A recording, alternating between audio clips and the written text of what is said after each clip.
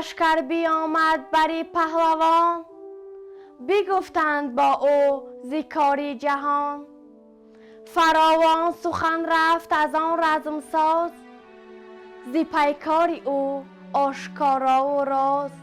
بپرسید پیران که این مرد کیست، و زی نامداران ورا نام چیست؟ یکی گفت بهرام شیر روژن است، که لشکر سراسر بدو روشن است. بروی این چنین گفت پیران که خیز، که بهرام را نیست جایی گریز. مگر زین دورا به چنگ آوری، زمانه برآساید از داوری. زی لشکر کسانی که باید ببر، که او نامدار است و پرخاشخر. چو بشنید رویین بیامد دمان، نبودش جز اندیشه بدگمان. چو بهرام دیدش به کرداری گرد، برو بر یکی تیر باران بکرد. بری تو بنشسته بهرام شیر، نهاده سپر بر سر خود دلیر. چو رویین پیران ز تیرش بخست، یلان را همه کند شد پا و دست. به سستی بری پهلوان آمدند، پر از درد و تیر روان آمدند. که هرگز چنین کس نیامد به جنگ، به دریا ندیدیم جنگی نهنگ. چو بشنید پیران غمی گشت سخت، بلرزید برسانی برگی درخت.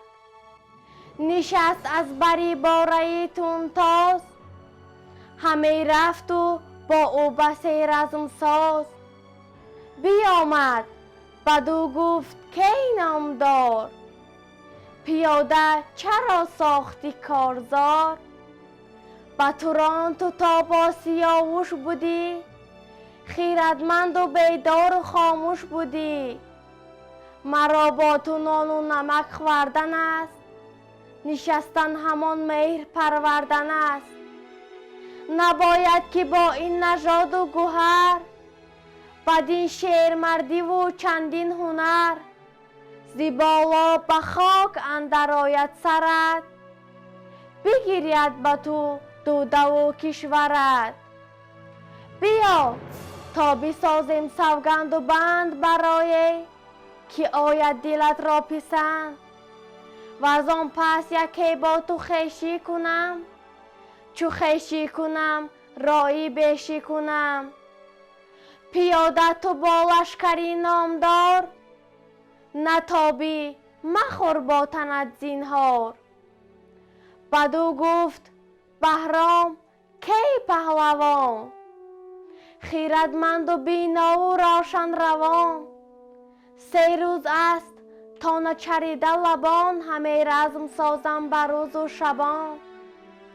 مرا حاجت از تو یکی بارگیست، وگرنه مرا جنگ یک بارگیست. برد مرا سوی آزادگان، بری پیر گودرزی کشوادگان. بدو گفت پیران کی نامجوی، ندانی که این رای را نیست روی. تو را آن به آید که گفتم سخن، دلیری و بر خیره تندی مکن. ببین تا سواران این انجمن، نهند این چنین ننگ بر خویشتن. که چندین تن از تخمه مهتران، ز دیهیمداران و جنگاوران. ز پیکاری تو خسته و کشته شد، بدین رزم در خاک آغشته شد. که جوید گذر سوی ایران کنون، مگر آنکه جوشد ورا مغز و خون.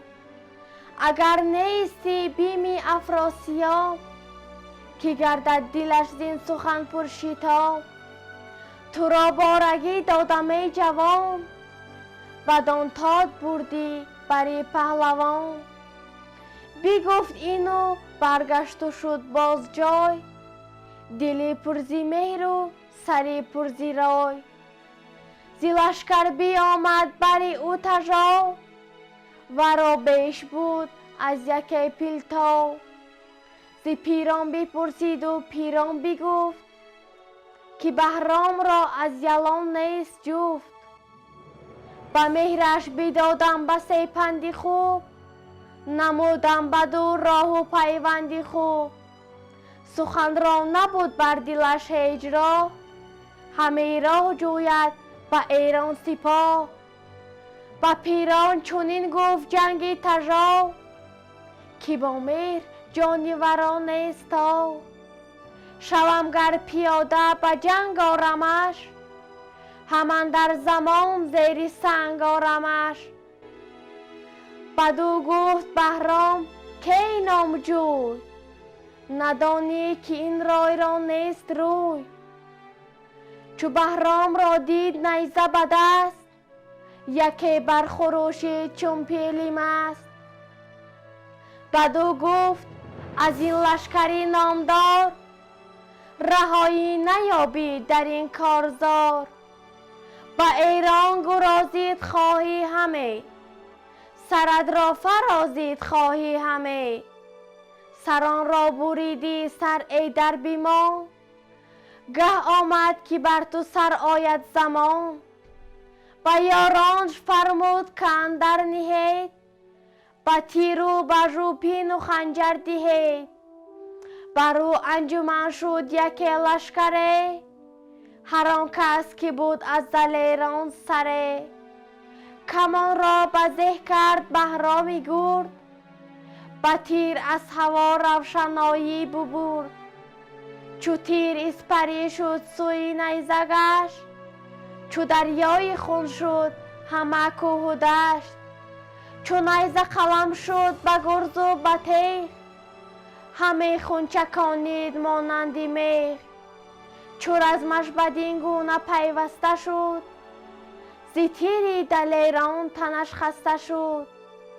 چو بهرام یل گشت بیت و شتاب، پسی پشتی او اندر آمد تژاو. فرو ماند زی تن دست خنجرگزار، فرو ماند از جنگ و برگشت کار. برو بر ستمگاره را دل بسوخت، به کرداری آتش دلش برفروخت. بپیچید از او روی پر درد و شرم، به جوش آمدش در جگر خونی گرم. چو خورشیدی تابنده بنمود پوش، به دل گشت گیو از برادر درشت. به بیژن چنین گفت کی دل گشای، برادر همه نایدم باز جای. بباید شدن تا ورا کار چیست، نباید که بر کشته باید گریست.